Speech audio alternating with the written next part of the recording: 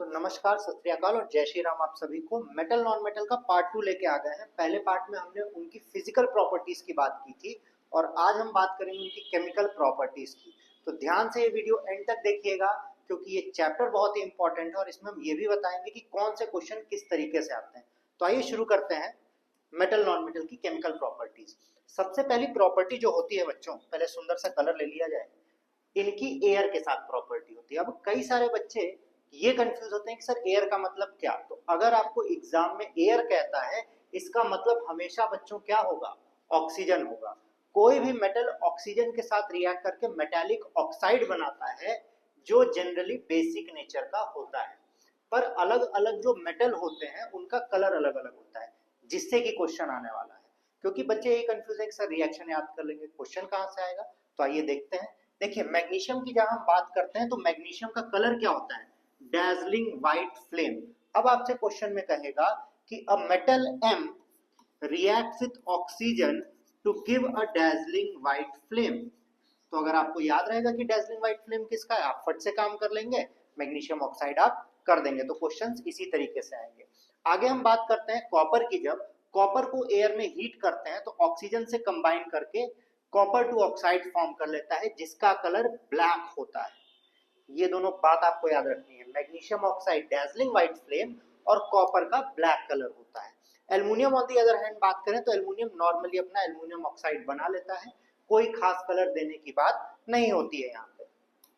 आगे जब बढ़ते हैं कि मेटालिक ऑक्साइड का नेचर क्या होता है, जैसा कि आपको बताया कि मेटालिक ऑक्साइड बेसिक नेचर के होते हैं, पर इसमें क्वेश्चन क्या आएगा बच्चों, एम्फोटेरिक ऑक्साइड्स का। Very very important questions, very very important. अब क्या होते हैं, कुछ ऐसे मेटल होते हैं मेटालिक ऑक्साइड जैसे जिंक ऑक्साइड और एल्युमिनियम ऑक्साइड जो एम्फोटेरिक नेचर के होते हैं। अब आप कहेंगे सर एम्फोटेरिक मतलब ऐसे मेटल ऑक्साइड्स जो acid as well as base की तरह बिहेव करें, उनको हम एम्फोटेरिक कहते हैं।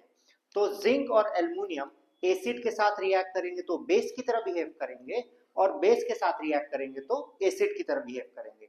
ये क्वेश्चन आपको देता है कि व्हाट आर एम्फोटेरिक ऑक्साइड्स या what are amphoteric compounds, explain with an example. तो ये काम आपको करना होगा। देखिए हमने एल्युमिनियम का एग्जांपल दे दिया है आपको कि जब HCl से रिएक्ट करता है तो AlCl3 एल्युमिनियम क्लोराइड और वाटर बनाता है।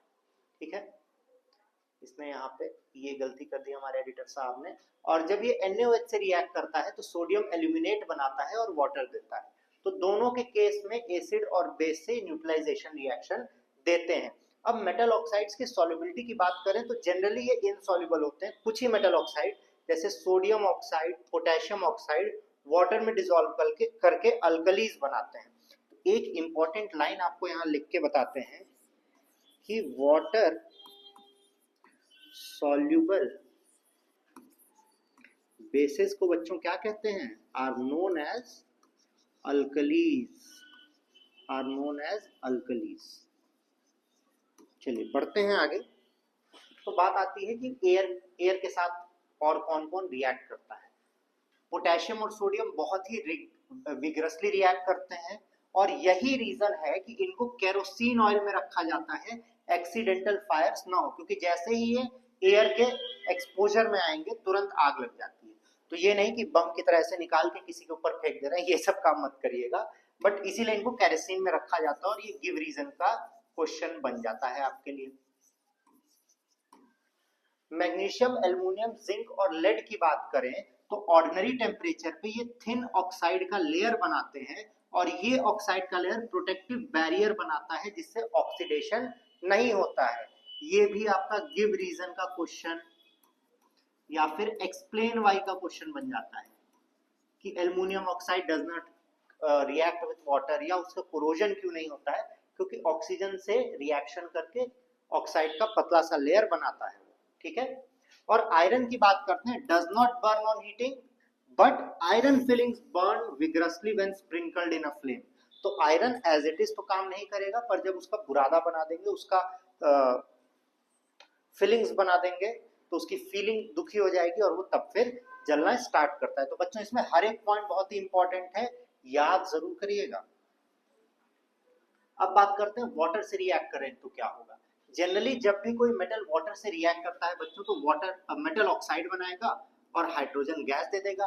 पर कुछ ऐसे मेटल्स हैं जो हाईली एक्टिव होते हैं, तो कोल्ड वाटर से रिएक्ट कर जाएंगे। कुछ थोड़े से कम एक्टिव होते हैं, तो उनको नॉर्मल वाटर, फिर हॉट वाटर, और फिर रिएक्ट ही नहीं करेंगे। तो आइए देखते हैं ये कौन कौन है, क्योंकि ये हमें याद करना है। पोटेशियम और sodium react violently with cold water and produce metal hydroxide and hydrogen gas. ये तो सिंपल सी बात है, नीचे आपको रिएक्शन भी दिया हुआ है। और क्योंकि ये विगरसली या वायलेंटली रिएक्ट करते हैं, तो जो हाइड्रोजन गैस है वो आग लगा देता है, फायर कैच कर लेता है। पर on the other hand, sorry, on the other hand magnesium cold water से रिएक्ट नहीं करता है, हॉट वाटर से रिएक्ट करेगा, और इसका जो हाइड्रोजन गैस बनता है ना बच्चों, ये बबल्स बना देता है। बबल्स सब लोग जानते होंगे, जिसके कारण मैग्नीशियम तैरता है। तो ये आपके गिव रीजन में आता है कि why does magnesium float when it reacts with hot water.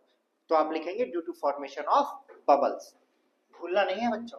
Calcium के ऑन दी अदर हैंड बात करेंगे तो कोल्ड वाटर से लेस वॉलेंटली रिएक्ट करेगा, कैल्शियम ऑक्साइड और हाइड्रोजन बनाएगा, और ये भी बबल्स बनाएगा, जिसके कारण कैल्शियम भी फ्लोट करते हैं। तो मैग्नीशियम कैल्शियम भाई भाई हो जाते हैं, दोनों लोग फ्लोट करते हैं बच्चों, ठीक है। ऑन दी अदर हैंड हम एल्यूमिनियम आयरन जिंक की बात करें तो ये अलग टाइप के भाई हैं, ना ही ये कोल्ड से रिएक्ट करेंगे ना ही हॉट से। कहते हैं कि हमें नहीं करना है, जो उखाड़ना है उखाड़ लो। ये स्टीम से रिएक्ट करते हैं, सिर्फ स्टीम का भी फॉर्मूला H2O ही होगा। तो अगर आपके एग्जाम में स्टीम दे देता है तो कंफ्यूज मत होइएगा, स्टीम का फॉर्मूला भी H2O होता है। तो ये मेटल ऑक्साइड और हाइड्रोजन गैस बना देते हैं। On the other hand third property की अगर हम बात करें, मेटल वर्सेस एसिड, मतलब जब एसिड से रिएक्ट करेगा, तो कोई भी मेटल जब एसिड से रिएक्ट करता है तो हाइड्रोजन गैस देता है, ठीक है। क्योंकि हाइड्रोजन गैस का क्या नेचर है, Burns with a pop sound, Burns with pop sound, ठीक है बच्चों। अब देखिए HCl और सल्फ्यूरिक एसिड से आपको बता दिया सेम काम देगा, पर यहाँ पे ये थोड़ा सा बदमाश एसिड है, नाइट्रिक एसिड, आपको याद करना है, अलग सा है। अब क्यों, इसमें हाइड्रोजन गैस नहीं निकलता है। अब आप कहेंगे सर क्यों नहीं निकलता है, ये तो एसिड है। पर नाइट्रिक एसिड जो होता है वो बहुत ही स्ट्रॉन्ग ऑक्सीडाइजिंग एजेंट होता है, बहुत खतरनाक ऑक्सीडाइजिंग एजेंट। इसको एज एन ऑक्सीडाइजिंग एजेंट कई जगहों पे यूज किया जाता है, जिसके कारण ये HNO3 में से या तो N2O या तो NO या NO2 निकाल देता है। और क्योंकि ऑक्सीडाइजिंग एजेंट है, इसीलिए हाइड्रोजन गैस रिलीज नहीं करेगा। अगर बहुत ज्यादा डाइल्यूट HNO3 ले लेते हैं, वो भी मैग्नीशियम के साथ या फिर मैग्नीज के साथ, तब हाइड्रोजन गैस निकलेगा। तो ये आपको याद रखना है कि nitric acid generally hydrogen gas नहीं देता है, पर अगर डाइल्यूट HNO3 रहेगा, वो भी सिर्फ मैग्नीशियम और मैग्नीज के साथ, तब इसका रिएक्शन होगा, और यही आपसे पूछा जाएगा, ठीक है। और ये तो गिव रीजन का क्वेश्चन वापस से, कि even though nitric acid is an acid, it does not give hydrogen gas, hydrogen gas release नहीं करता है। अब बात आती है एक्टिविटी सीरीज की। अब एक्टिविटी सीरीज क्या है बच्चों, सबने ट्रम्प कार्ड तो खेला ही होगा, WWE वाला, पोकेमॉन वाला। तो उसमें रैंकिंग होती थी कि ये रैंक 1, रैंक 2, या हम वेट से खेल रहे हैं तो इसका वेट ज्यादा है। तो वैसे ही एक सीरीज बनाई गई, रिएक्टिविटी सीरीज, जहां ये देखा गया कि मेटल्स को उस ऑर्डर में रखा जाए कि मोर रिएक्टिव एलिमेंट्स ऊपर हो, लेस रिएक्टिव एलिमेंट्स नीचे हो, जिससे अगर हमें रिएक्शन दे तो हमें पता चले कौन किसे डिस्प्लेस कर पाएगा। फॉर एग्जाम्पल अगर हमने दे दिया एल्युमिनियम प्लस सोडियम क्लोराइड, तो ये रिएक्शन नहीं होगा। अब हमें कैसे पता चलेगा, क्योंकि बच्चे यही कहते हैं कि सर रिएक्शन होगा कि नहीं होगा, हमें कैसे पता चलेगा। तो देखिए एल्युमिनियम लेस रिएक्टिव है, तो सोडियम के पास से उसको खींच नहीं पाएगा। पर वहीं अगर हम सोडियम को रिएक्ट करवाएंगे AlCl3 से, तो यहां इसको डिस्प्लेस कर देगा। ये बात आई होप आपको समझ में आ रही होगी, ठीक है। अब ध्यान दीजिए, इसको याद कैसे करना है, ट्रिक है बहुत छोटी सी। तो ये आता है काशी नाथ का माली आलू जरा फीका पकाता है। इतने से आपका काम हो जाएगा रिएक्टिविटी सीरीज में। तो ये एक ट्रिक है जिससे आप रिएक्टिविटी सीख सकते हैं। काशीनाथ का माली आलू जरा फीका पकाता है। तो मोस्ट रिएक्टिव से लीस्ट रिएक्टिव तक हम हाइड्रोजन तक सीख जाएंगे। ये ट्रिक बहुत ही इंपॉर्टेंट है बच्चों, भूलिएगा नहीं। तो आइए बढ़ते हैं आगे। यहाँ पे देखिए किसने बात कही कि रिएक्टिविटी का ऑर्डर मैग्नीशियम ज्यादा, एल्युमिनियम ज्यादा, फिर जिंक, फिर आयरन। कैसे, वो हमें पता ही चल गया। जिसके कारण magnesium reacts the fastest and reaction is most exothermic. Copper की बात करें तो डाइल्यूट HCl से रिएक्ट नहीं करता है, ना ही बबल देगा, ना ही टेम्परेचर चेंज, जिससे हमें पता चलता है कि ये रिएक्शन ही नहीं करने वाला है। अब आप कहेंगे सर क्यों नहीं करेगा? क्योंकि कॉपर बच्चों देखिए रिएक्टिविटी सीरीज में हाइड्रोजन से भी नीचे है, तो उसको उससे लड़ेगा कैसे? अगर हमने दे दिया Cu प्लस HCl, कौन ज्यादा रिएक्टिव? हाइड्रोजन ज्यादा रिएक्टिव। तो क्लोरीन को डिस्प्लेस थोड़ी कर पाएगा, उससे छीन थोड़ी पाएगा लड़ाई करके। ताकतवर है ना बॉडी बिल्डर, तो गरीब से थोड़ी खींच लेंगे। बात समझ में आ गई? तो आइए करते हैं कुछ क्वेश्चन, क्योंकि अब तो ये पार्ट आपका खत्म हो चुका है। इसके बाद मेटलर्जी और केमिकल बॉन्डिंग हमें पढ़ना है। पहला question, why sodium kept immersed in kerosene oil? To prevent it